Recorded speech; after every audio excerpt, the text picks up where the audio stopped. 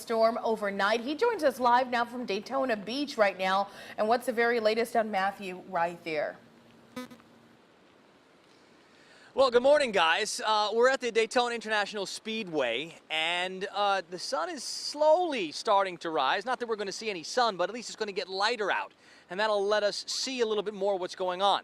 This might be the biggest lull we've had since early this morning.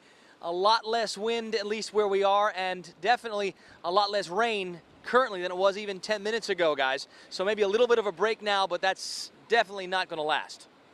Now, Rob, a little earlier you were seeing some transformers below in the area. What are the safety officials and law enforcement telling you right now?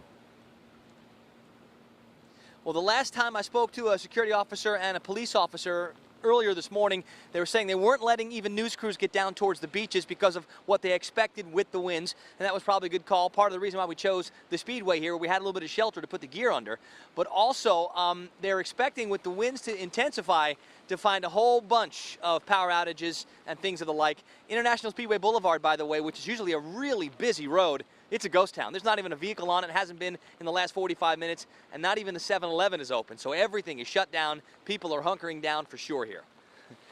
Well, they're not getting any better, that's for sure. Lots of wind, lots of rain. I took a stroll across the parking lot in one of those small lulls. It was still raining, it was still breezy, and I found some spots in the parking lot, some of the lower areas where the water was ankle deep, if not more. Been watching the trees and the signs blow around.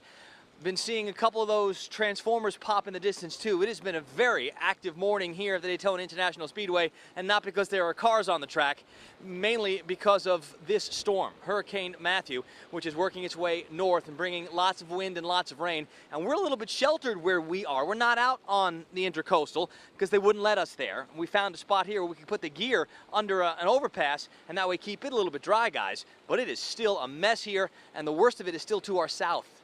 So far, and what you saw as you got out of Daytona.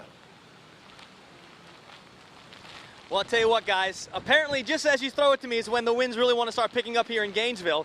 I was talking about how nice it was here compared to just 50 miles east of here, and when we were leaving Daytona this morning, the wind gusts were probably 50 miles per hour and more. It was blowing me around. It took us 2 hours and change and had to drive 70 miles. We had to turn around 2 or 3 times because of downed power. Glad we were able to do that while we could. The weather conditions here in Gainesville, they were a lot nicer about an hour ago, but we're catching one of those bands here right now. So we're getting our fair share even in Gainesville, guys.